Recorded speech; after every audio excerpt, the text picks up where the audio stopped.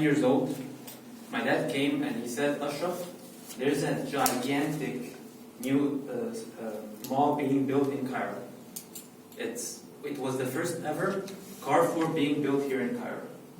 And by that time, there was no such thing as a gigantic mall. There were only small malls and small supermarkets that were separated from each other. There were no such thing as the mega malls that we see today. And to me, I was so excited. Oh my God, there's a new mall. There's this giant new mall that's being built. I want to see what it's all about. And this was the first ever Carrefour that was being built in Miami. We got into our car. We went for an hour and a half drive. This has never been done before from my dad. Never go an hour and a half just to go to see anything, you know. So this was totally different. And I was so excited. I'd never seen such a big mall before. So when we arrived, I saw this picture.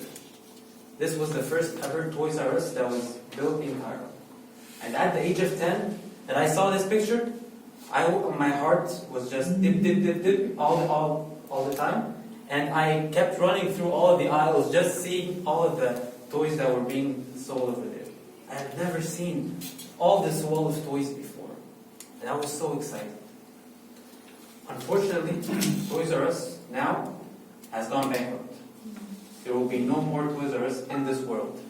It will start to close off all of its branches until there is no more Toys R Us. In this speech, we'll discuss what happened to Toys R Us, and I will give you 3 reasons why it has closed off its stores and now will no longer exist anymore. But first, the history. What is Toys R Us? Who started this company? This company was started by this man. His name is Charles P. Lazarus. Do you know where Toys R Us came from? Where the name Toys R Us came from? Lazarus, Toys R Us. It came from his name. Yeah. He built this company in 1957. Almost, how long? Half a century. Yeah, 50 years ago or 60 years ago. He didn't start off doing toys. He started off doing furniture stuff, selling furniture all the time. However, he was actually doing really good. He kept selling furniture and he was growing his business. However, he had an idea. He had a problem. When a customer comes in and buys a piece of furniture, the furniture is sturdy. It is solid. It will maybe be 10 years before he comes back and buys another piece of furniture. So I have to wait 10 years for this customer who is loyal to me to come back. Wait. Toys are very flimsy, very easily broken. Why not just sell toys, and when the kid breaks his toy, he comes back to me? This is how Toys R Us came into being. He started because he wanted to sell toys to kids. So, from 57 all the way to 2000, by 40 years, he had 800 stores in the US. 800 stores. By the year 2000, he had 750 stores outside the US. That's a total of 1,550 stores all over the world. All of these are just like this. Could you imagine how much inventory they had? All of the products that they're selling? So that is how much the company has grown. It has affected all of our lives, all around the world, not just in Egypt or in the US, all around. But now it is completely bankrupt. Why? The first answer to this, why is this? The kids died. No. The kids no longer play with toys. Now, when a kid goes to a toy store, he immediately runs to the video game section. He wants to buy the new PS4, the new Xbox, the new PC. They no longer want the new remote control car. I remember I once gave my nephew a remote control car. He had it one day, and I never saw it again. He now plays with his iPhone, his PS4, and all that stuff. This is the first reason why toys are not popular anymore. Is that notification? The second reason, Amazon. People no longer go to stores to buy anything.